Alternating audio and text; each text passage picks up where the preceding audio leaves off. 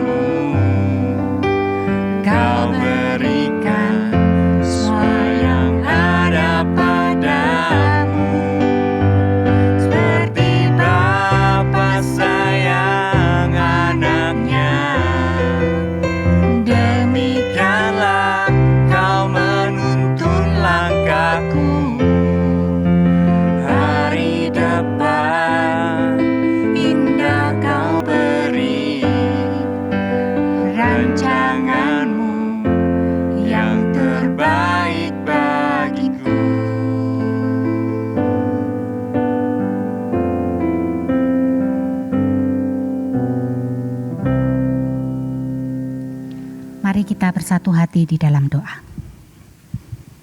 Bapa kami yang di surga, sungguh kami bersyukur karena memiliki Engkau sebagai Bapa kami.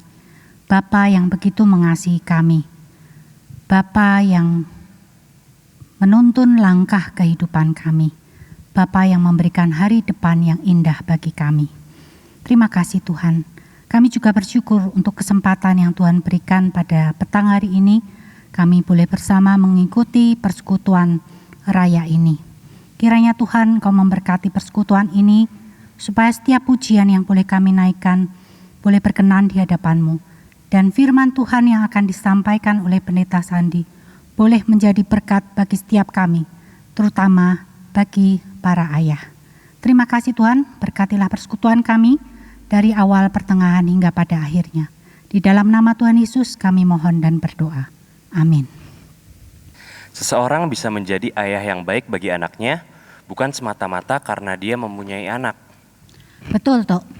Seorang ayah bisa menjadi ayah yang baik buat anaknya apabila dia bisa menjalankan perannya seperti yang Tuhan mau. Peran ayah seperti apa yang Tuhan mau? Pada petang ini kita akan belajar bersama-sama kebenaran firman Tuhan yang akan dibawakan oleh Pendeta Sandi Nugroho. Mari kita datang ke hadirat-Nya, membuka hati kita untuk mendengar firman-Nya.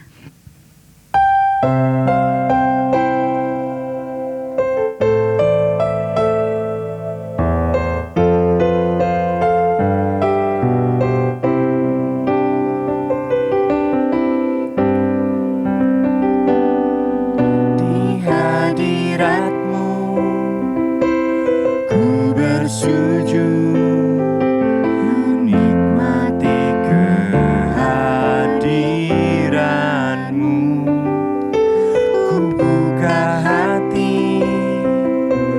saat ini untuk mendengar suara-Mu. Di hadirat-Mu ku bersujud, menikmati kehadiran-Mu. Ku buka hati saat ini untuk mendengar suara-Mu. Firman-Mu Tuhan, ya sungguh benar, menerangi jalanku. Firman-Mu Tuhan menuntun hidupku. Ku bersyukur padamu. Di hadirat-Mu, Di hadirat-Mu ku bersujud, menikmati kehadiran-Mu. Ku buka hati saat ini untuk mendengar suara-Mu. firman-Mu Tuhan. Firman-Mu Tuhan, ya sungguh benar, menerangi jalanku.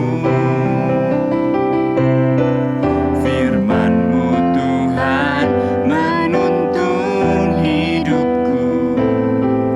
Ku bersyukur padamu. Di hadirat-Mu, Di hadirat-Mu ku bersujud, menikmati kehadiran-Mu. Ku buka hati saat ini untuk mendengar suara-Mu. untuk mendengar suara-Mu.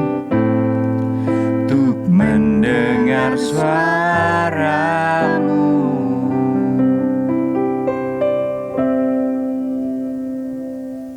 Selamat malam Bapak, Ibu, Saudara, dan anak-anak sekalian. Kita bertemu kembali di dalam acara Persekutuan Raya Peraya. Tema kita kali ini adalah menjadi ayah bagi anakku. Tema ini akan diulas oleh Pendeta Sandi Nugroho. Beliau adalah Gembala Jemaat GKI Pregolan Bunder Surabaya. Waktu selanjutnya saya serahkan kepada Pendeta Sandi Nugroho. Salam sejahtera dalam nama Bapa, Putra, dan Roh Kudus kepada semua jemaat GKMI Kudus Rayon 2 dimanapun saudara berada. Salam kenal, saya Pendeta Sandi Nugroho dari GKI Pregolan Surabaya. Berbahagia saya bisa berbagi kebenaran firman Tuhan dan berbagi hidup kepada semua kita, khususnya kepada para papa, kepada para ayah, karena saya juga seorang papa, seorang ayah, dan kiranya ini menjadi berkat bagi kita semua, termasuk saya. Sebagai murid Kristus tidak ada yang profesional. Semua kita belajar, termasuk saya. Mari kita belajar bersama-sama kebenaran firman Tuhan. Belajar dari Kristus untuk makin serupa dengan Dia. Mari kita berdoa. Bapa di dalam surga, terima kasih untuk kesempatan hari ini kami boleh belajar bersama, terutama kami sebagai seorang papa, sebagai seorang ayah, untuk kami bisa menjadi ayah bagi anak kami. Kiranya Tuhan memberikan hikmat dan kekuatan kepada setiap kami yang mendengarkan, supaya kami bukan hanya belajar untuk mengerti, tapi kami juga dengan sepakat, sedia, sepenuh hati, menjadi pelaku kebenaran firman Tuhan di dalam kehidupan ini. Dan menjadi berkat, terutama bagi anak-anak kami. Terima kasih ya Tuhan, di dalam nama Tuhan Yesus kami berdoa. Amin. Saudara-saudara sekalian, tema kita menjadi ayah bagi anakku. Sebenarnya ada yang janggal dari tema ini. Di telinga kita, para papa. Loh, pastinya dong, saya ini kan ayah, nggak perlu dites DNA lagi. Saya ini sudah pasti ayah dari anak saya, nggak perlu diragukan lagi. Tapi kenapa tema ini mengusik kita? Karena Bapak Ibu, saudara-saudara sekalian, para papa, termasuk saya, kita bisa saja secara biologis kita menjadi ayah dari anak kita. Tapi belum tentu kita sepenuhnya melakukan peran yang optimal sebagai seorang ayah kepada anak-anak kita. Itu berarti saudara-saudara, mari kita mengevaluasi diri dari kebenaran firman Tuhan. Apakah kita memang sungguh-sungguh sudah hadir sebagai ayah bagi anak kita? Mari kita belajar dari firman Tuhan. Kita buka Alkitab kita, ya. Dari Efesus 6 ayat yang keempat. Perhatikan di sini saudara-saudara, nasihat dari Rasul Paulus. Dan kamu bapak-bapak, janganlah bangkitkan amarah di dalam hati anak-anakmu, tetapi didiklah mereka di dalam ajaran dan nasihat Tuhan. Nasihat ini ada di dalam sebuah bagian besar, nasihat Rasul Paulus kepada keluarga. Suami, istri, papa, mama, itu ada nasihat-nasihat secara spesifik. Nasihat-nasihat ini diberikan dengan sebuah concern atau sebuah kesadaran bahwa keluarga adalah unit yang menentukan dari kehidupan gereja. Unit yang menentukan dari kehidupan gereja. Kalau keluarga kuat, maka gereja jadi kuat.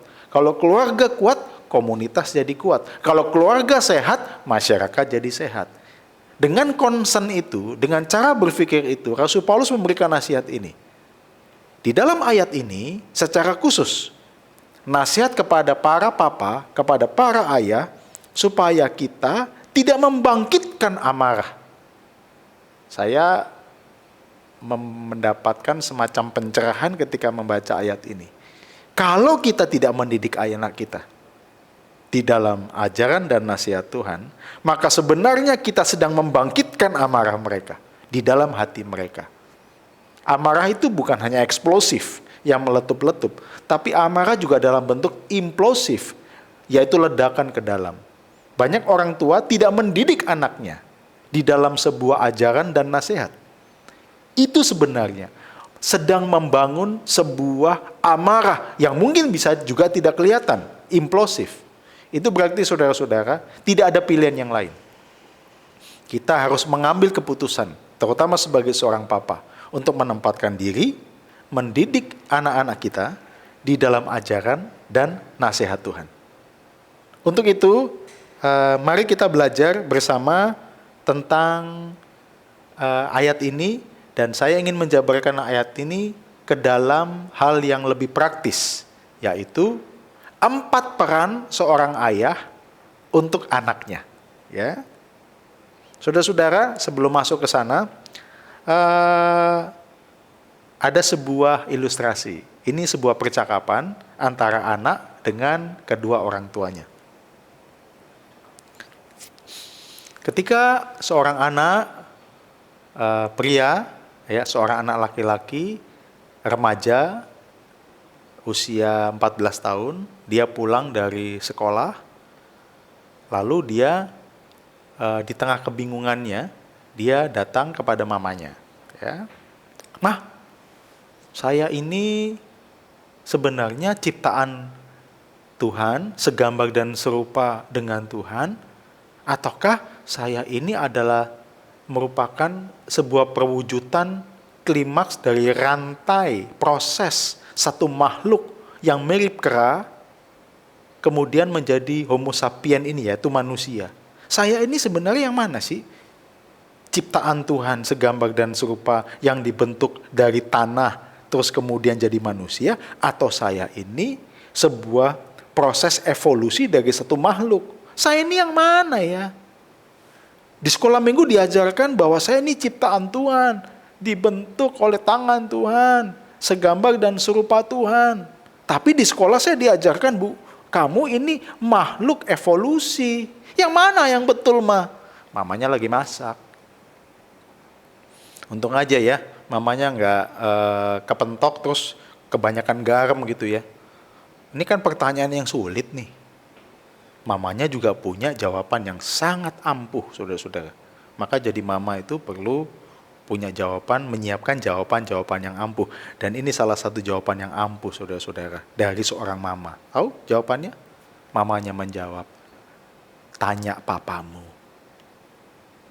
Saudara-saudara, itu jawaban yang ampuh dari seorang mama. Anaknya bilang, "Oke, saya akan tanya papa." Ya, mamanya lega. Beban sudah teralihkan dari dirinya. Betul, saudara-saudara. Papanya pulang dari kerja sore-sore, anaknya menunggu, langsung datang kepada papanya. "Pak, saya ini sebenarnya ciptaan Tuhan yang dibentuk Tuhan dari tanah, terus kemudian dibentuk segambar dan serupa dengan Dia, atau saya ini sebuah proses evolusi, kita ini proses evolusi dari satu makhluk yang mirip kera sampai dengan kita yang sekarang ini." Papanya baru pulang kerja, mungkin masih banyak urusan kantor ya, apalagi masa-masa new normal ini masih banyak tekanan dan tuntutan yang membuat papanya ini, aduh kok dikasih susah-susah lagi, hidup ini udah susah nih, pertanyaan tambah susah gitu ya. "Aduh, kenapa sih kamu tanya-tanya?" "Iya, ini saya bingung, guru saya ngajarin ini, guru di sekolah minggu ngajarin begini, mana nih yang betul?" Nah, saudara-saudara, kemudian papanya tidak kalah punya bakat ngeles, ya, ngeles seperti mamanya ya. Jadi di sini ilmu kengelesan itu rupanya penting ya bagi seorang papa dan mama, apalagi punya anak remaja ya. Biasanya kita ngeles kiri kanan ya kalau anak bertanya, padahal kita nggak tahu jawabannya maksudnya. Di sini papa punya jawaban yang ampuh tidak kalah dari mama. Tahu jawabannya? Dari seorang papa, jawaban ini ampuh sekali, saudara-saudara. Tapi don't try this at home. Jawaban dari papa yang ampuh adalah, "Nak, tolong tanya mamamu." Wah, anak ini bingung. Tanya mama, suruh tanya papa. Tanya papa, suruh tanya mama. Aduh, bingung anaknya. Tanya lagi sama mama. Ma, papa suruh tanya papa. Papa suruh tanya mama. Gimana ini? Aduh nak, kata mamanya. Sudahlah ginilah. Kamu ini kan anak di sekolah. Kamu sudahlah jangan macam-macam sama gurumu. Ikuti pelajaran gurumu. Nanti nilaimu jelek loh. Nilaimu jelek kamu nggak ini loh, nggak naik kelas loh. Sudah ikuti kata-kata gurumu. Begitu kata mamanya. Teman-teman tahu? Anak ini bertanya, kalau gitu mama setuju sama guruku. Sudahlah ikuti gurumu. Waduh, anak ini menyimpulkan, kok mama setuju ya sama gurunya ya? Berarti aku ini adalah makhluk evolusi. Dia tanya lagi sama papanya, Pak, gimana nih mama bilang ikuti guru, berarti mama setuju sama guru, berarti saya ini makhluk evolusi. Akhirnya papanya, sudah gini, supaya tidak ribut, tidak pusing semua, ya, gini. Oke, papa punya jawaban. Nak, kamu ini, papa tegaskan ya, kamu ini adalah ciptaan Tuhan, segambar dan serupa Tuhan, diciptakan oleh Tuhan langsung, diambil dari tanah, kemudian dibentuk. Ya, itu dari garis keturunan papa. Nah, yang mama tadi tegaskan bahwa kamu ini adalah makhluk evolusi seperti kata gurumu, itu adalah dari garis keturunan mama. Anaknya tambah bingung, saudara-saudara. Berarti dari garis keturunan papa ini ciptaan Tuhan, segambar dan serupa Tuhan, ini mama ini garis keturunan makhluk yang berevolusi. Wah, tambah bingung anaknya. Saudara-saudara, dari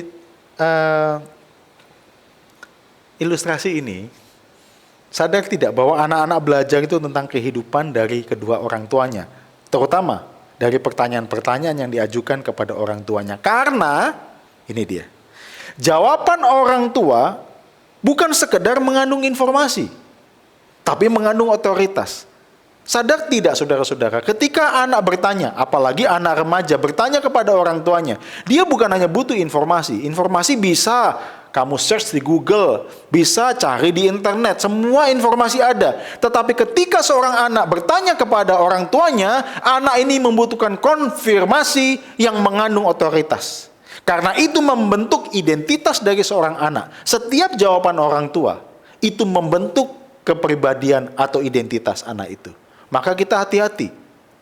Saudara, dari ilustrasi ini kita belajar juga sebagai orang tua, seringkali kita itu tidak menyadari bahwa kata-kata kita dan jawaban kita itu ngefek di dalam kehidupan anak-anak kita, membekas dalam kehidupan anak-anak kita. Kita kadang-kadang asal ngomong, asal ucap, sehingga kita tidak menyadari bahwa kata-kata itu membekas dalam kehidupan anak-anak. Nah, kita perlu hati-hati saudara-saudara. Itu berarti saudara-saudara, kalau kita melihat dari ayat yang tadi, Efesus 6 ayat yang keempat, dan kamu bapak-bapak janganlah bangkitkan amarah di dalam hati anak-anakmu, tetapi didiklah mereka di dalam ajaran dan nasihat Tuhan.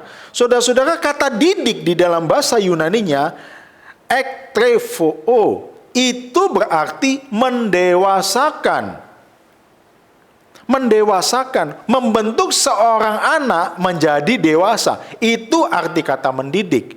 Nah, untuk mendewasakan seseorang, maka seorang ayah perlu punya 4 peran. Ya. Dan pada kesempatan kali ini, untuk menjadi ayah bagi anak kita, mari kita mengoptimalkan 4 peran ini. Apa saja Pak perannya? Ya. Peran yang pertama adalah menjadi teman bermain. Ya. Peran yang kedua, menjaga disiplin. Peran yang ketiga, menjadi konselor. Peran keempat, menjadi mentor. Menjadi teman, menjaga disiplin, menjadi konselor, dan menjadi mentor. Ini 4 peran untuk kita menjadi ayah bagi anak kita. Dan saudara-saudara, ada 2 kata kunci di dalam melakukan peran ini. Yang pertama, keteladanan, karena keteladanan itu membentuk lebih daripada kata-kata kita. Satu kata, 1000 kata, itu kalah dengan satu tindakan dan satu perbuatan nyata. Keteladanan itu jauh lebih banyak berbicara, jauh lebih banyak ngefek daripada kata-kata kita. Yang kedua adalah kehadiran. Saudara-saudara, sedih sekali bahwa terutama di dalam masa-masa pandemik ini banyak orang tua mengatakan, saya ada di rumah Pak, tapi tidak hadir di dalam kehidupan keluarganya. Saudara-saudara, apa bedanya ada dan hadir? Allah itu maha hadir, ya, bukan maha ada. Itu kata yang paling tepat. Karena hadir itu adalah keberadaan seutuhnya, sepenuhnya. Kalau saudara mau tahu tentang arti kehadiran, itu ingat lagunya, salah satu lagu band Indonesia ya. Aku punya ragamu, tapi tidak hatimu. Raganya ada, tapi hatinya tidak. Itu tidak hadir. Seorang ayah ada di rumah. Bahkan di dalam masa pandemik ini lebih banyak waktu di rumah, tapi belum tentu hadir. Banyak anak ada di rumah, tapi kehidupannya dan waktunya banyak pegang gadget dan main game.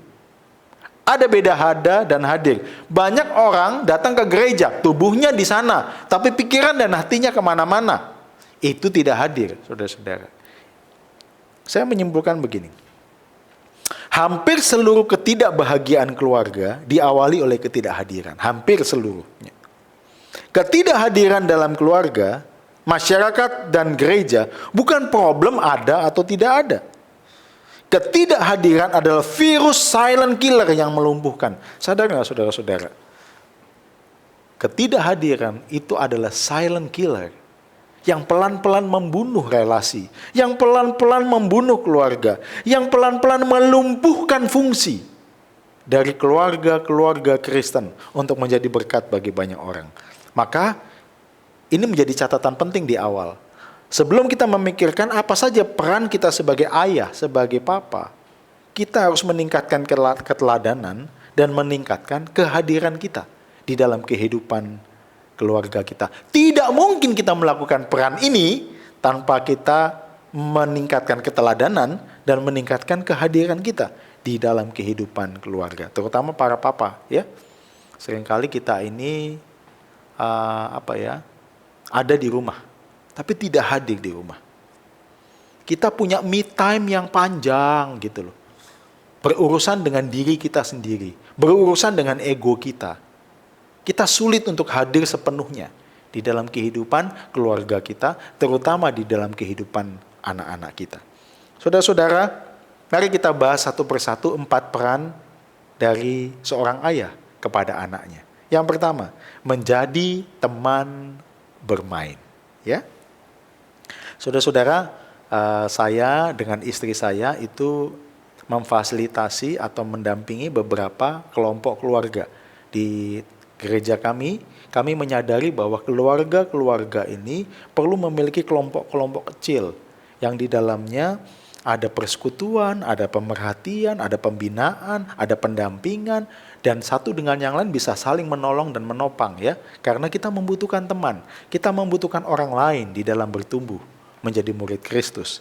Nah, saudara-saudara, seringkali kelompok kami itu dipisah antara istri, suami, papa, dan mama, ya.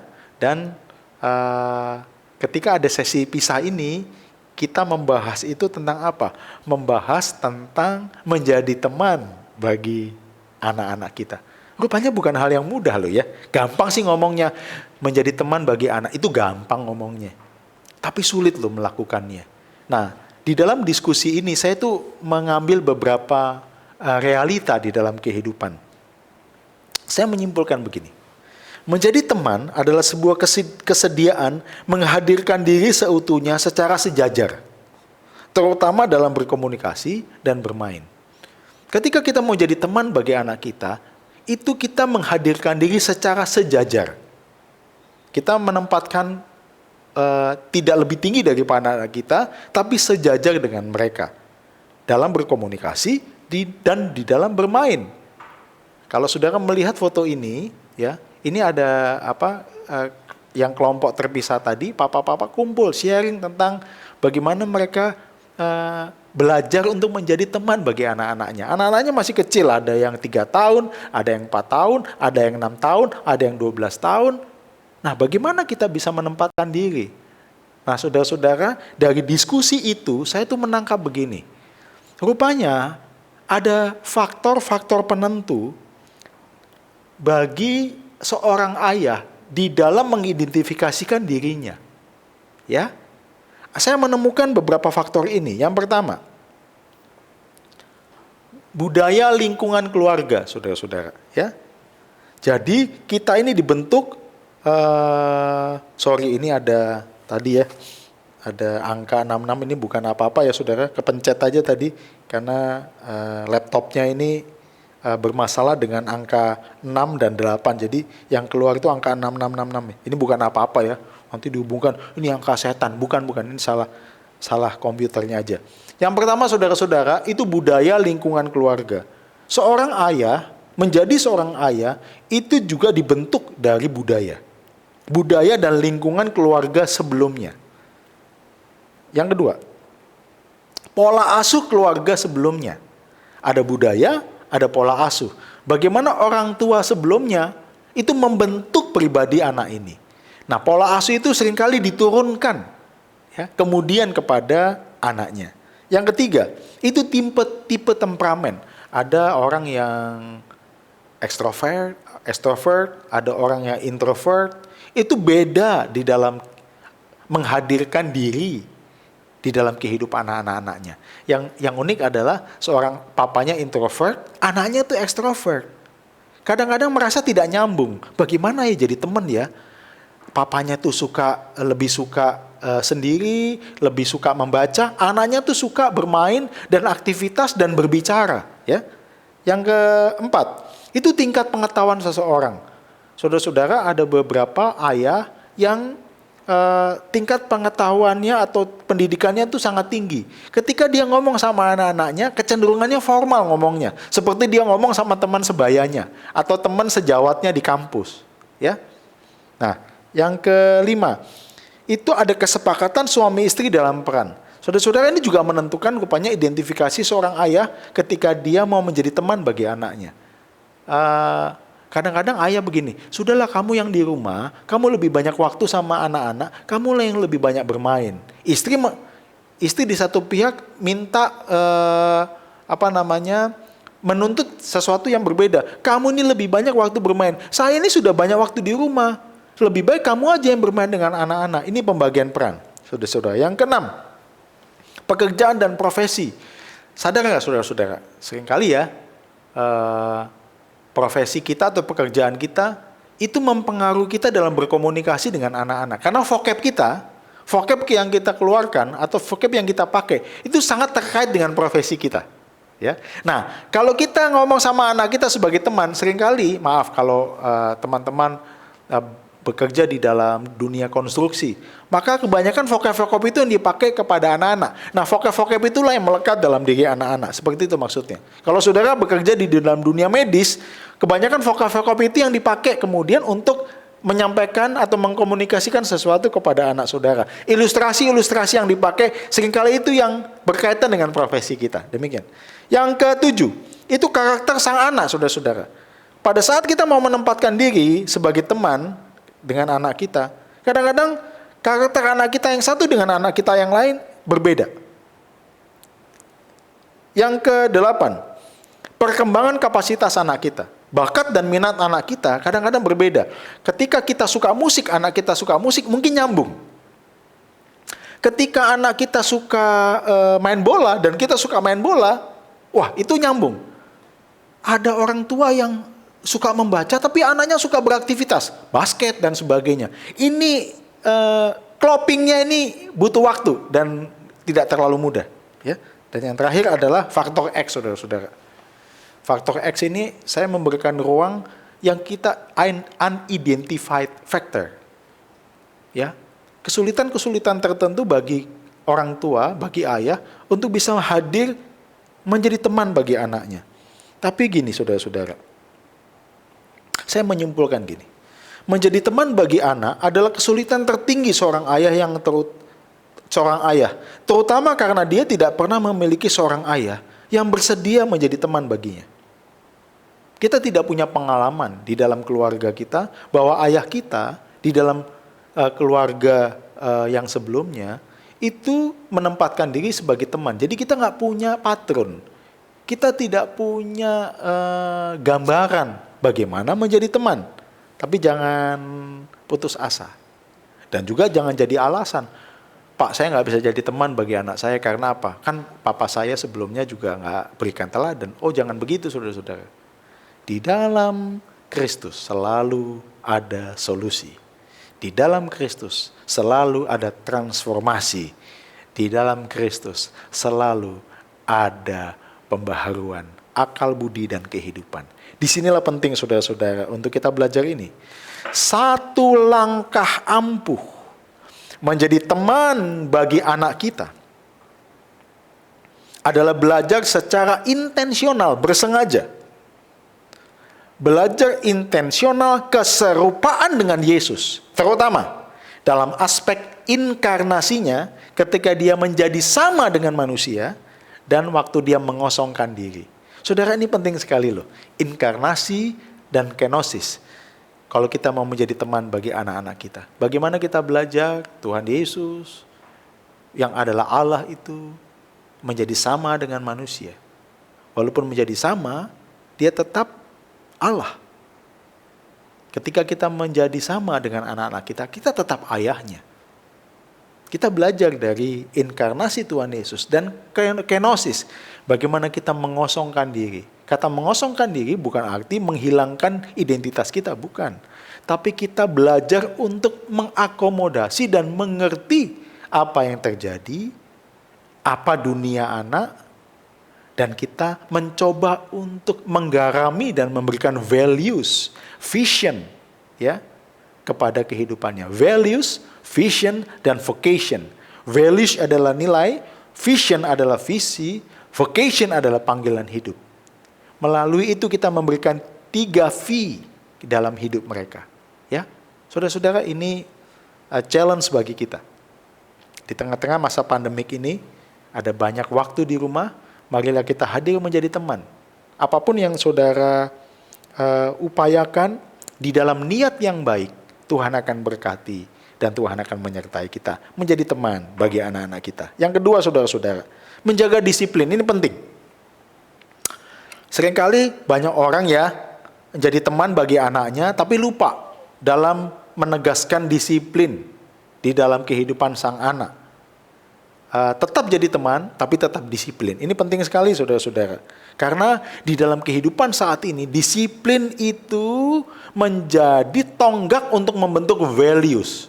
Apalagi kalau kita mau mengarahkan kepada kebenaran firman Tuhan, disiplin ini penting.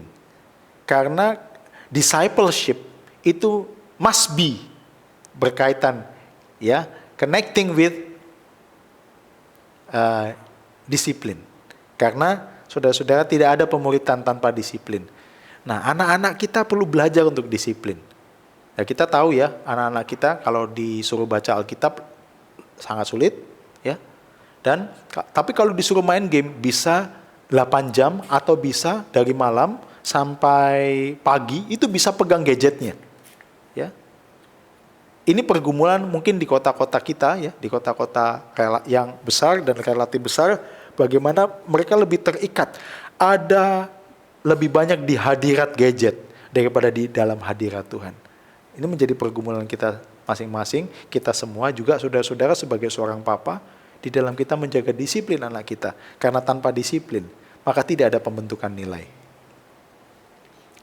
Kita tahu saudara-saudara, saudara tahu ya ini, teori generasi. Teori generasi ini membagi perilaku seseorang atau karakter penampakan seseorang, karakter penampakan yang terlihat ya, perilaku, bicara, dan sebagai cara berpikir itu dari berbagai macam generasi, sesuai dengan tanggal atau tahun kelahiran. Sesuai dengan tahun kelahiran. Ada baby boomers, ada X generation, ada Y generation, dan Z generation. Ya, sesuai dengan tahun kelahiran. Nah, masa-masa ini membentuk generasi-generasi. Kita tahu semua ini ya. Mungkin saudara sudah pernah mendapatkan materi ini, dan kita tahu bahwa zaman itu membentuk seseorang. Tapi saya menyimpulkan begini, dari semua zaman, apapun zamannya, yang namanya disiplin itu wajib untuk semua zaman. Ya, generasi Z, generasi Y, generasi X, dan generasi baby boomers semua membutuhkan disiplin. Karena begini, pelajaran dari semua generasi, orang-orang yang akhirnya berdampak, orang-orang yang akhirnya berpengaruh dan berhasil, itu adalah orang-orang yang disiplin. Ya, itu adalah orang-orang yang disiplin. Mau dia generasi Z, generasi X, generasi Y, apapun generasinya, membuat dia berdampak, berpengaruh, dan berhasil adalah orang-orang yang dibangun di dalam disiplin. Saudara-saudara, disiplin adalah kepatuhan pada nilai-nilai yang diyakini dengan rela dan bertanggung jawab. Kata disiplin ini dikunci dengan 3 nilai, rela, dan tanggung jawab. Membangun nilai, dan dia menjalannya dengan rela dan bertanggung jawab. Sepertinya ini sesuatu isu yang penting hari-hari ini. Banyak ayah, mama bertanya, apakah anak saya bisa tanggung jawab ya nanti ya? Karena kita tidak pernah memberikan disiplin dan tanggung jawab. Dan kita meneladankan disiplin dan tanggung jawab, saudara-saudara. Terus kemudian kita bertanya, nanti bisa nggak ya dia bertanggung jawab? Apalagi sebagai seorang laki-laki, bisa nggak dia nanti menjadi suami ya, menjadi kepala keluarga ya? Bisa nggak dia bertanggung jawab dan bekerja ya? Ini isu penting loh saat-saat ini. Sadar atau tidak, saudara? Ya. Jadi dari mana itu kemudian kita tahu anak kita siap untuk bertanggung jawab? Kita melihat salah satunya dari disiplin yang kita bangun di dalam kehidupan anak. Saudara-saudara, kita tahu Imam Eli, dia seorang imam yang baik, tapi sepertinya dia ayah yang tidak baik. Bayangkan saudara, kenapa saya katakan begitu? Dia memerintah sebagai hakim selama 40 tahun. Wah, kalau bukan seorang yang melakukan tugasnya dengan baik, agak sulit dia bertahan 40 tahun. Anak-anaknya juga diangkat sebagai imam. Itu berarti minimal ada kepercayaan dari orang Israel untuk anak-anaknya Eli bisa menjadi imam, bukan hanya karena garis keturunan. Tapi saudara-saudara yang luar biasa, anak-anaknya itu melecehkan kekudusan Allah di dalam bait Allah. Ketiadaan disiplin merupakan ancaman terbesar bagi kelangsungan hidup bangsa Israel di tanah perjanjian. Maka kenapa hukumannya sangat berat? Karena ketidakdisiplinan seorang pemimpin bukan hanya ngefek kepada anak-anaknya, tapi ngefek di dalam sebuah komunitas yang lebih besar. Saudara-saudara, mungkin Imam Lewi adalah seorang imam yang baik, tapi sepertinya dia bukan ayah yang baik. Itu berarti, saudara-saudara, dari pelajaran Imam Eli, saya menangkap 2 hal yang penting untuk kita menegakkan disiplin. Yang pertama, ketetapan hati kita yang kuat. Seorang ayah, orang tua harus punya ketetapan hati yang kuat. Bahwa ini nilai yang harus saya tegakkan. Contoh begini, banyak orang kenapa tidak membangun mesbah keluarga? Banyak orang kenapa sulit untuk ngajak keluarganya atau anak-anaknya baca Alkitab? Karena dia tidak punya ketetapan hati yang kuat bahwa ini penting. Ini bukan hanya bicara pengetahuan, iya itu penting. Tapi ketetapan hati, oke ini penting. Saudara-saudara perlu ada ketetapan hati.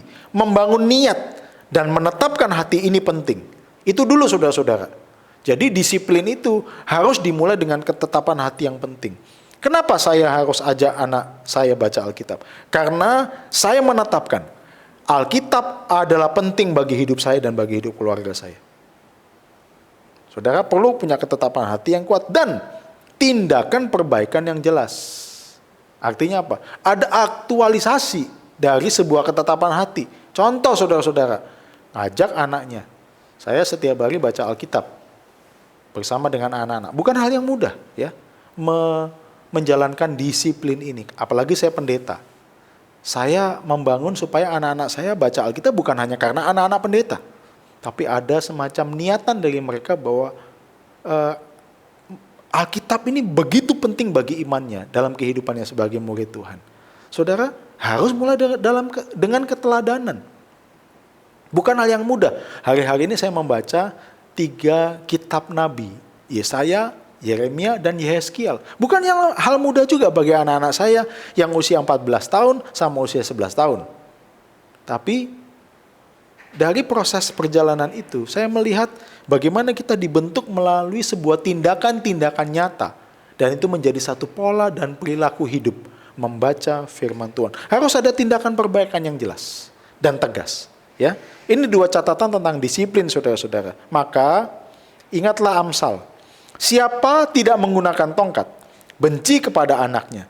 Tetapi siapa mengasihi anaknya, menghajar dia pada waktunya. Kata menghajar pada waktunya, itu bukan hanya tepat. Jadi gini, nggak sembarangan kita melakukan disiplin. Tapi ada perencanaan, saudara-saudara. Itu pentingnya. Dan tepat pada waktunya. Kadang-kadang kita perlu memberikan semacam hukuman, sanksi. Tapi harus tepat. Jangan main-main. Kalau tidak tepat, ketepatan di dalam memberikan sanksi, ketepatan di dalam memberikan rewards, itu penting sekali dalam pembentukan disiplin. Saudara-saudara, saya tidak tahu dengan kehidupan saudara, tapi pentinglah kita menegakkan disiplin. Salah satu cara adalah merencanakan. Ya, disiplin itu menegaskan dan menetapkan hati kita dan melakukan itu dengan terencana. Kita ini ya, orang GKMI, saya besar dibentuk juga di dalam gereja GKMI. GKMI dan GKI ada yang sama, saudara. Yang samanya di mana? Kita ini jago buat program. Buat program gereja. Tapi pertanyaannya, sudahkah saudara membuat program untuk kehidupan saudara sendiri dan kehidupan keluarga saudara? Kita ini kadang-kadang lumpuhnya di sini. Kita bisa buat program gereja hebat, tapi untuk keluarga kita tidak bisa membuat program yang baik. Dan melakukannya secara nyata. Saudara-saudara, biarlah ini menjadi masukan bagi kita. Selanjutnya, peran kita yang ketiga adalah menjadi konselor. Saudara tahu ya wajah siapa di sini? Ini wajahnya Kobe Bryant dan anaknya. Ya. Sedih sekali mereka dipanggil Tuhan dengan cara kecelakaan, ya. Tapi salah satu yang saya baca dari komentar-komentar keluarga dan orang dekat, bagaimana Kobe ini belajar untuk menjadi konselor bagi anaknya. Apalagi minat mereka ini hampir sama ya. Minat mereka main basket ya. Anaknya juga pemain basket di satu klub. Saudara-saudara,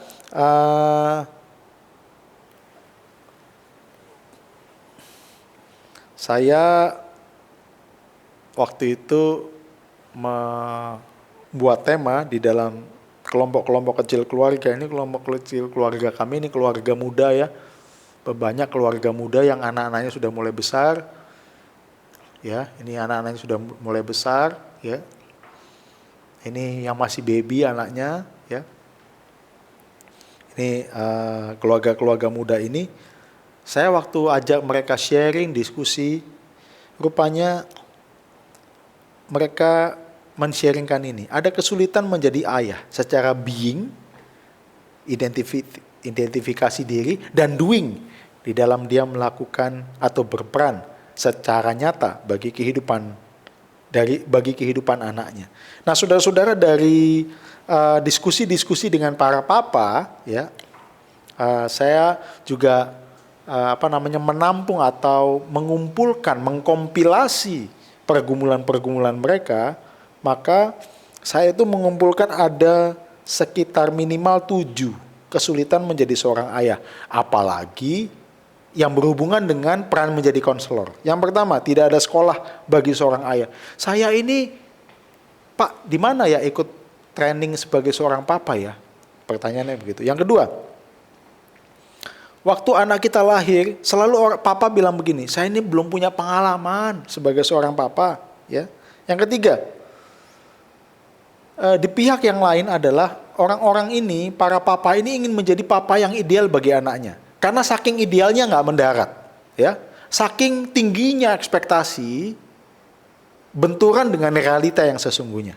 Yang keempat, harapan besar akan kesuksesan anak. Kita ini punya harapan yang besar untuk anak, nanti anak jadi begini ya, jadi begini ya, jadi begini ya, ini ya. Saking besarnya harapan, jauh dari kenyataan. Yang kelima, ujung-ujungnya saudara-saudara punya harapan sama anak besar, ya saya mau jadi ini, tapi kita tidak pernah menginvestasikan kehadiran kita untuk melakukan itu. Ujung-ujungnya ya, kita bekerja seharian, seminggu, sebulan, setiap tahun kita lewati tanpa kita menginvestasi secara bersengaja untuk kita menyesuaikan dengan harapan kita. Enggak, saudara-saudara, pada kenyataannya. Ekspektasi ya ekspektasi, realita ya realita. Bahkan ada orang gampang karena ada banyak orang punya uang, ya. Akhirnya gini, oke saya bisa bayarin orang ini kok untuk ngajarin anak saya ini. Saya bisa ngelesi ini kok untuk ngajarin anak saya. Saya bisa begini kok untuk anak saya. Saya bisa taruhkan ke sekolah yang baik kok. Karena saya nggak punya waktu. Ujung-ujungnya saudara-saudara, kita berpikir semua bisa outsourcing untuk anak kita supaya anak kita menjadi lebih baik. Betul? Saudara-saudara, ini ada satu kebenaran ya. Anda bisa mencari orang untuk menggantikan diri saudara di dalam kehidupan anak kita. Pelatih sepak bola, pelatih musik, pelatih biola. Engkau bisa mencari itu. Tapi tidak ada orang yang bisa menggantikan peranmu sebagai seorang ayah dalam kehidupan anakmu. Ya. Itu saudara-saudara. Yang keenam, kualitas relasi dengan istri. Sadar nggak saudara-saudara? Tugas kita atau peran kita menjadi konselor itu sangat berkaitan dengan kualitas hubungan kita dengan istri. Ya, kalau kualitas hubungan kita dengan istri itu tidak baik, itu tercermin sekali pada saat engkau mendampingi anakmu. Itu ada korelasinya, saudara-saudara. Tidak bisa dipungkiri. Ya, yang terakhir, komitmen dan kualitas kerohanian sang ayah. Saya menaruh ini pada poin yang terakhir, karena kalau sudah poin yang pertama, maka saya taruh poin yang pertama, ya saudara sudah bilang, ya itu faktor utamanya. Betul saudara-saudara. Faktor yang ketujuh ini adalah faktor utamanya. Saudara sadar nggak? Kita ini sebagai papa, seringkali mengabaikan kualitas kerohanian diri kita. Ya, kita tidak pernah bersengaja untuk menjalankan diri kita sebagai murid Kristus, mendisiplin diri kita. Kurangnya kualitas kerohanian kita itu akan menentukan atau mempengaruhi yang lain-lain ini. Maka saudara-saudara, menjadi konselor. Apa itu konselor sih? Konselor adalah seorang yang hadir untuk mendengarkan dan juga mengarahkan seseorang, ya, untuk makin memegang dan belajar nilai-nilai dan menghidupi nilai-nilai itu dan mengambil keputusan hidup sesuai dengan nilai-nilai itu. Saya menyimpulkan gini, menjadi konselor bagi anak kita mesti meningkatkan kemampuan kita mendengarkan, ya, bukan hanya dengan kedua daun telinga kita, tetapi dengan telinga ketiga. Di mana Pak telinga ketiga? Saudara bisa membayangkan? Memikirkan? Menebak mana telinga saudara? Ya betul. Ada yang betul mungkin jawabnya? Hati kita. Saudara-saudara, maka kalau mau mendengarkan, menjadi konselor harus mendengarkan sebelum saudara mengarahkan dan membawa dia untuk mengambil keputusan. Butuh kesiapan, butuh kerendahan hati, dan butuh penguasaan diri. Saudara, lawan berat dari mendengarkan adalah apa? Kita sudah punya persepsi sebelumnya di dalam pikiran kita sebelum orang lain bicara. Dan sudah punya kesimpulan dalam pikiran kita sebelum orang lain bicara. Akhirnya saudara-saudara, kita merasa, kita memikirkan sesuatu tentang orang lain berdasarkan pikiran kita sendiri. Itu kebanyakan laki-laki ya. Rasanya saya kenal laki-laki seperti itu ya, di mana ya? Oh ya, diri saya sendiri, saudara-saudara. Ya. Ini tantangan terbesar kita dalam penguasaan diri loh. Kita mau dengan tulus mendengarkan sebelum menyimpulkan. Ya. Kemudian kita menyimpulkan dari apa yang kita dengarkan sesuai dengan keadaan itu. Nah, kita perlu belajar itu ya. Untuk menjadi konselor kita harus mendengarkan. Yang keempat, saudara-saudara, peran kita adalah menjadi mentor. Nah, ini istilah baru ya. Apa itu Pak mentor, Pak? Mentor itu adalah mendampingi seseorang untuk menjadi apa adanya dia di hadapan Tuhan. Itu mentor. Mendampingi seseorang agar dia menjadi apa adanya, seperti apa adanya dia di hadapan Tuhan. Nah, saudara-saudara, orang tua, termasuk papa atau khususnya papa, perlu jadi mentor bagi anak-anaknya, terutama anak-anak prianya. Saudara tahu ya, ini ada bilangan research yang melakukan survei ke 42 kota dibagi 7 koridor. Saudara-saudara mungkin mendengarkan seminar ini ya, dan pemaparan ini satu catatan yang baik loh bagi kita. Dan mari kita berdoa untuk bilangan research, karena tidak semua orang yang mengabdikan hidupnya untuk meneliti dan sebagainya. Menurut saya ini terobosan yang besar bagi Indonesia. Ada penelitian untuk gereja, dan ini bisa menjadi masukan-masukan bagi gereja. Saudara nggak perlu survei sendiri, nggak perlu research sendiri. Bisakah? Bisa pakai hasil research ini, hasil survei ini, saudara bisa mengaplikasikan di dalam kehidupan sesuai dengan koridor saudara. Itu juga bisa. Ya. Nah, yang menarik saudara-saudara dari survei ini, dari research ini, ada satu pertanyaan begini saudara-saudara. Siapakah yang paling berjasa untuk seorang anak menerima Tuhan Yesus? Saudara tahu jawabannya? Yang paling berjasa bukan pendeta, bukan guru agama, bukan kakak pembimbing, bukan kakak rohani. Saudara tahu, jawaban tertinggi seorang yang berjasa bagi anak untuk menerima Tuhan Yesus adalah orang tuanya. Itu berarti saudara-saudara, ini ada peluang yang besar bagi kita sebagai orang tua untuk menjadi mentor bagi anak kita, menjadi apa adanya di hadapan Tuhan. Dan untuk menjadi apa adanya di hadapan Tuhan, dia harus menerima Yesus sebagai Tuhan dan Juru Selamat. Itu titik pijak yang penting. Sebelum dia mengidentifikasi dirinya, melihat dunia, hadir di tengah-tengah dunia dan menjadi berkat bagi banyak orang. Dan itu peran kita, membawa dia apa adanya di hadapan Tuhan, menjadi seperti Kristus. Saudara-saudara, itu berarti untuk menjadi mentor, kita perlu menjadi teladan bagi generasi penerus kita. Saudara-saudara, saya menyimpulkan begini. Keteladanan dibutuhkan bukan sekedar untuk menjadi inspirasi, tapi daya impartasi. Yaitu apa? Impartasi itu bicara tentang duplikasi dan multiplikasi kebaikan. Mari kita memberikan teladan bagi anak-anak kita. Ya. Bagaimana anak-anakmu mengetahui bahwa engkau mencintai firman Tuhan kalau engkau nggak pernah baca Alkitab? Bagaimana engkau memberikan teladan kepada anak-anakmu kebaktian online kalau engkau sendiri kebaktian online sembarangan, pakai celana pendek, nggak mandi waktu kebaktian, nggak sikatan, nggak siap, sembarangan? Bagaimana engkau bisa menjadi teladan bagi anak-anakmu, menularkan nilai-nilai penting dalam kehidupan?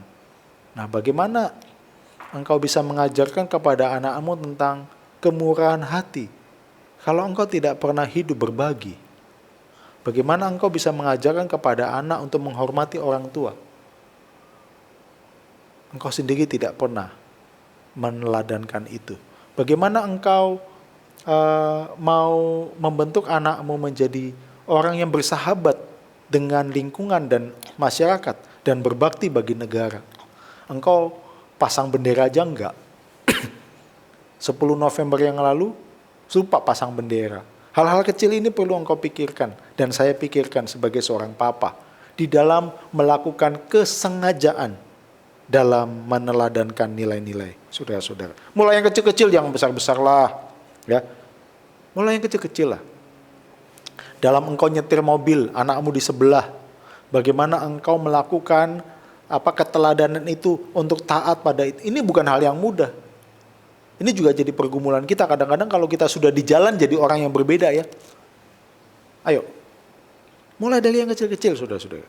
Ya, anakmu melihat dan mereka melihat. Bukan hanya dengan mata mereka, tapi melihat dengan apa? Dengan memori mereka. Melihat dengan apa? Dengan hati mereka. Dan itu menancap dalam kehidupan diri anak-anak.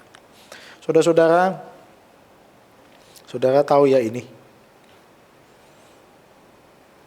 Hati-hati. Narkoba ini sudah menjadi gurita. Sindikat dan sistemnya kuat. Dan juga sudah masuk kepada kota-kota, ya. Dan ini menjadi gurita, mencengkram begitu kuat. Dan yang membuat kita takut adalah sudah masuk kepada jaringan remaja.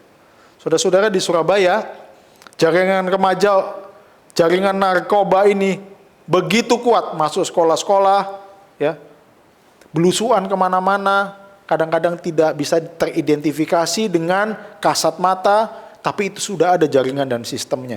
Dan saudara-saudara, jangan kaget kalau saya tayangkan gambar ini. Saudara simak nama-nama dari jaringan remaja di Surabaya. Oh, nggak terlalu kelihatan ya, saya kasih besar. Namanya Stefani, Melissa, Axelia, Stephen, dan JN. JN itu apa? Jonathan. Ada 5 nama lagi yang tidak disebutkan karena masih di bawah usia 16 tahun. Matthew, ya, Mark, dan satu lagi John. Itu nama-nama murid Yesus ya. Dulu 2000 tahun yang lalu itu namanya murid Yesus, sekarang jadi pengedar narkoba, saudara-saudara ya. Beban juga ya bagi anak-anak namanya John tapi nggak benar hidupnya, beban juga ya. Nah, saudara-saudara, nama-nama ini sangat dekat dengan kehidupan kita. Namanya bukan Siti, Jubaida, Joko, Bambang, siapa lagi, Tole, Lontong, nggak ada namanya di sini, saudara-saudara. Yang namanya adalah Stefani, Melissa, dan nama-nama ini adalah nama-nama yang dekat dengan kehidupan kita sebagai orang Kristen. Nama yang masuk persekutuan. Itu berarti, saudara-saudara, sadar atau tidak? Di Surabaya, ini jadi masukan kami. Yang menjadi bidikan atau sasaran adalah lingkungan Kristen, sekolah Kristen, karena secara income mereka bisa membeli barang-barang ini. Ujung punya ujung, telisik punya telisik, saudara-saudara. Yang menyedihkan adalah mereka di rumah tidak punya teladan. Terutama kebanyakan mereka ini, ya, tidak punya figur papa yang menjadi mentor mereka. Walaupun mereka nama-namanya Kristen, walaupun mereka menyanyi lagu Kristen, tapi mereka tidak punya mentor yang membawa mereka untuk percaya pada Yesus. Maka saudara-saudara, saya menyimpulkan begini. Mendidik adalah mendewasakan seseorang. Dan di dalam mendidik, ada prinsip begini. Makin rendah kebergantungan seorang anak kepada orang tuanya, makin ia dianggap dewasa. Betul nggak? Secara umum kita memahami demikian. Tapi, saudara-saudara, namun makin tinggi kebergantungan seorang anak kepada Tuhan, ia makin dianggap dewasa secara rohani. Ada kontras ya. Kita mendidik anak kita, semakin dia tidak bergantung sama kita, maka dia menjadi dewasa. Tapi di dalam kehidupan rohani, sebaliknya.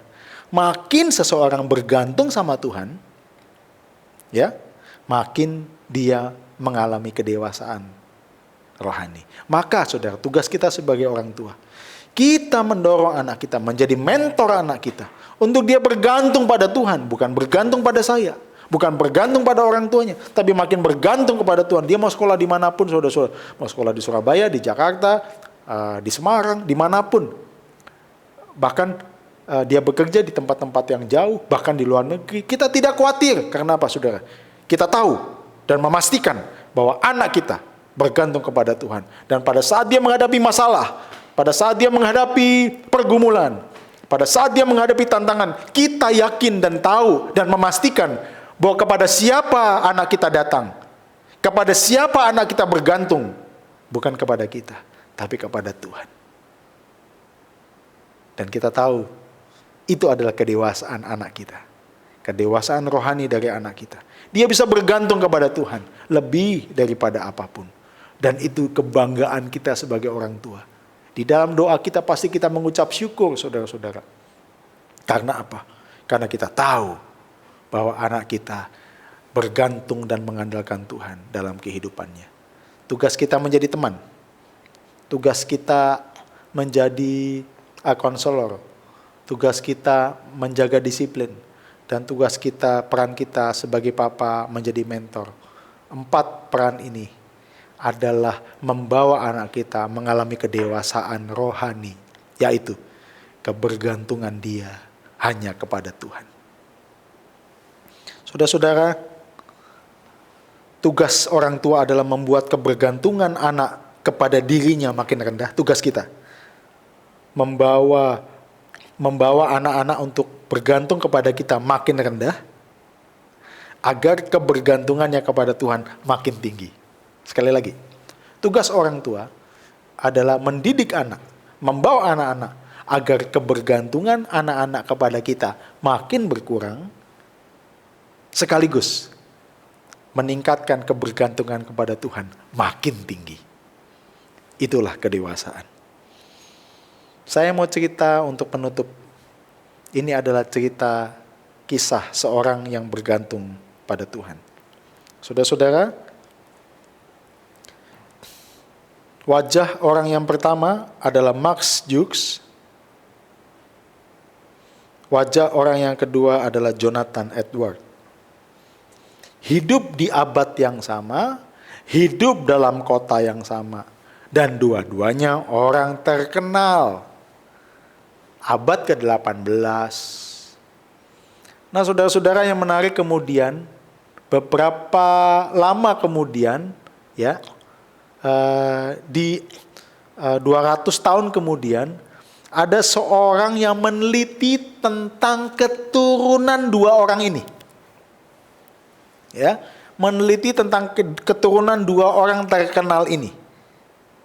Yang menarik saudara-saudara, ketika dikumpulkan semua keturunannya, maka sang peneliti itu ya menyimpulkan begini, keturunan Max Jukes selama 250 tahun ada 1026 keturunan. Dan waktu dikumpulkan 1026 keturunan ini, dia mencatat hal-hal ini.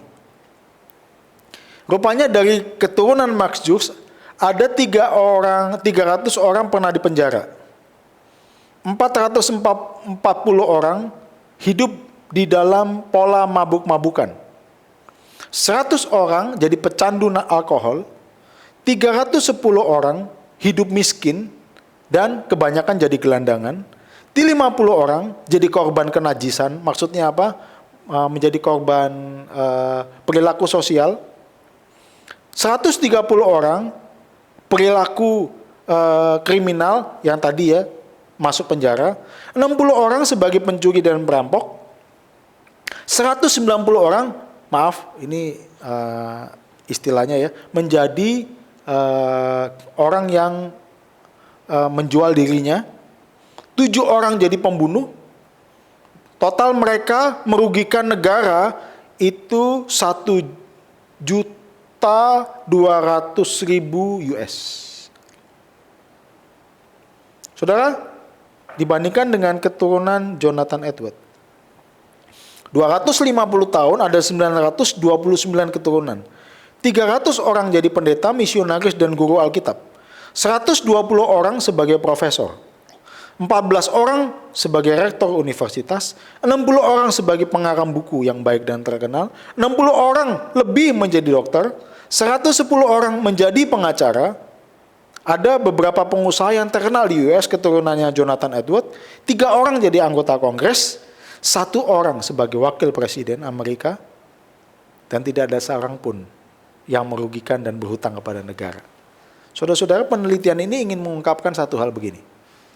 Dari orang tua yang membawa anaknya untuk mengalami kedewasaan. Apa itu kedewasaan? Kedewasaan itu bukan bisa mengambil keputusan sendiri. Kedewasaan itu bukan apa? Dia mandiri bisa beli rumah. Dewasa itu bukan, oh berarti dia punya pikiran yang bebas ya dan bisa menanggung resiko dari keputusan itu. Bukan itu kedewasaan. Kedewasaan adalah apa? Kedewasaan adalah membawa keturunan anak-anak kita untuk bergantung kepada Tuhan di dalam kehidupannya. Itu kedewasaan. Saudara-saudara, bersyukurlah kita menjadi papa. Karena papa adalah anugerah dan panggilan dari Tuhan. Mari kita bergantung kepada Tuhan. Mari kita tingkatkan kebergantungan kita kepada Tuhan. Apalagi di tengah-tengah kondisi semacam ini.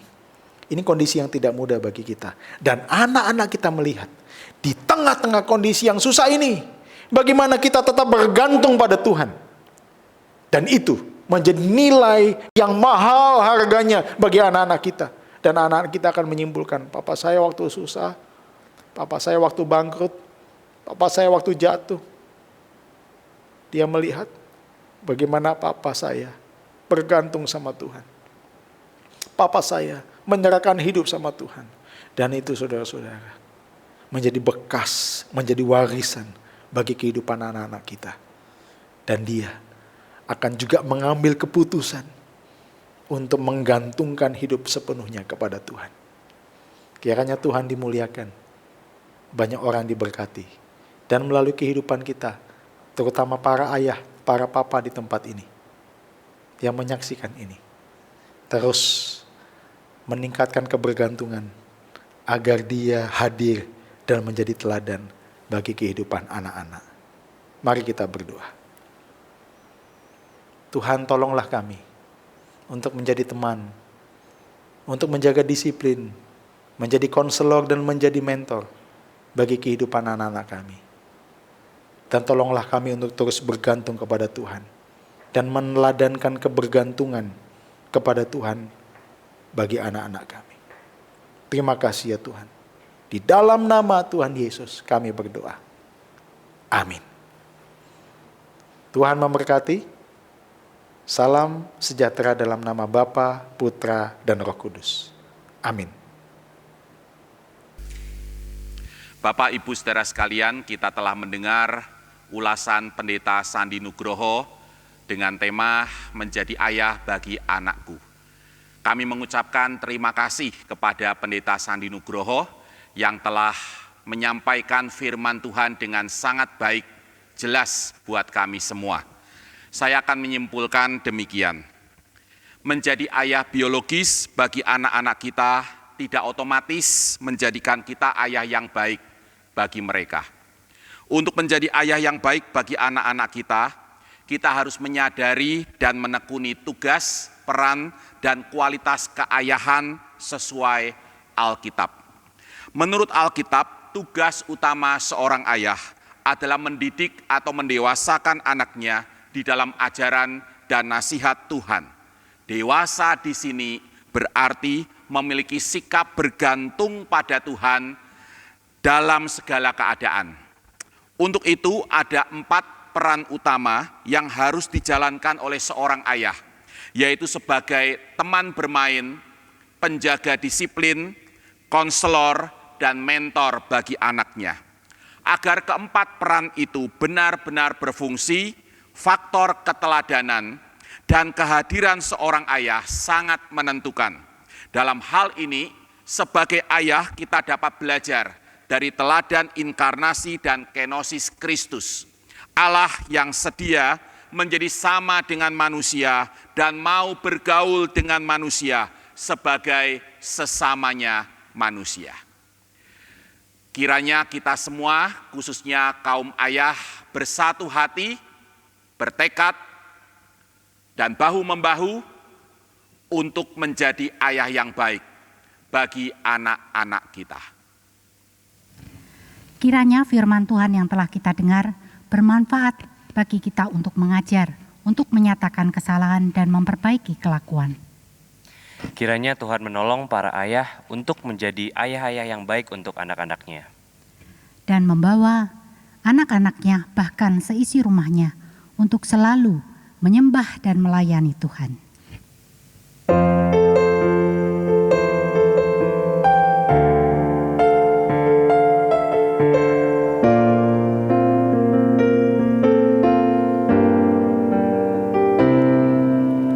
Aku dan seisi rumahku akan selalu menyembah-Mu, Tuhan dan Rajaku, di dalam kasih karunia-Mu yang hidup saling melayani dan melayani-Mu. Aku dan seisi rumahku Aku dan seisi rumahku akan selalu menyembah-Mu, Tuhan dan Rajaku, di dalam kasih karunia-Mu yang hidup saling melayani dan melayani-Mu. Bila Tuhan menjadi kepala rumah ini, maka berkat kehidupan tercurah selalu. Datanglah kerajaan-Mu, jadilah kehendak-Mu, ku alami setiap waktu. Keluargaku adalah surgaku.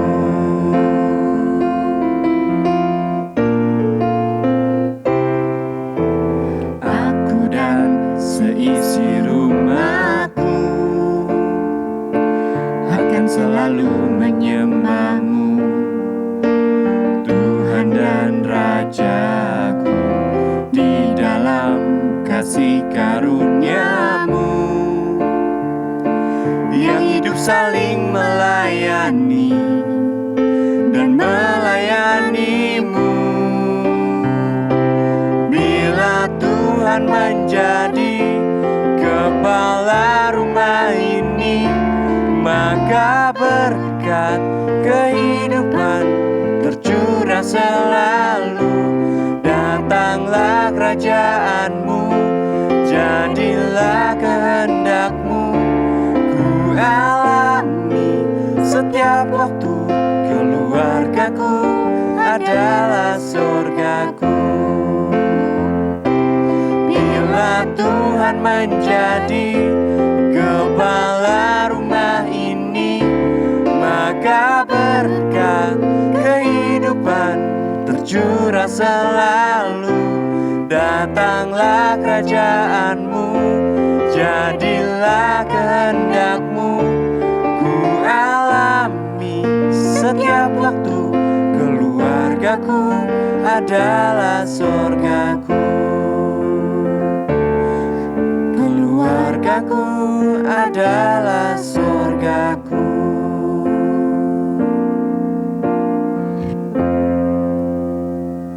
Untuk doa penutup dan berkat akan dibawakan oleh Pendeta Erik Sudarma. Mari kita akhiri persekutuan raya malam ini di dalam doa. Bapa yang Maha Baik, terima kasih untuk persekutuan yang indah yang boleh kami nikmati pada kesempatan ini. Terima kasih untuk firman-Mu yang telah memperbarui cara berpikir, perasaan dan pikiran kami. Kami rindu kiranya Tuhan menolong kami menjadi pelaku-pelaku firman. Dan kami berdoa kiranya Tuhan berkati kehidupan dan pelayanan dari Pendeta Sandi Nugroho. Akhirnya ya Bapa, kami mohon berkat-Mu atas kami sekalian, supaya kami menjadi saksi-saksi Kristus yang setia. Bapak, Ibu, Saudara, dan anak-anak sekalian, arahkan hatimu kepada Tuhan dan terimalah berkat-Nya. Kasih karunia dari Allah Bapa, penyertaan dari Tuhan Yesus Kristus, serta pimpinan dan pertolongan Roh Kudus atas Bapak, Ibu, Saudara, dan anak-anak sekalian hari ini sampai selamanya. Amin. Bapa, terima kasih.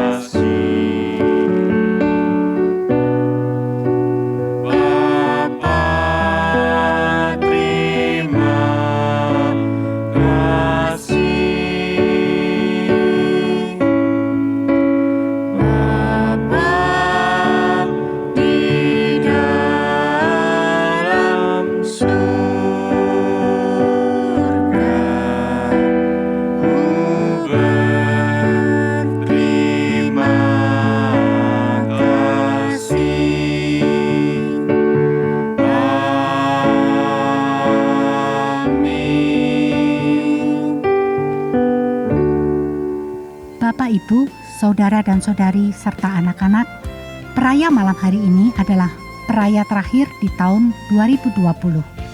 Kita akan jumpa lagi tahun depan dengan tema-tema yang lebih menarik. Sampai jumpa, Tuhan memberkati.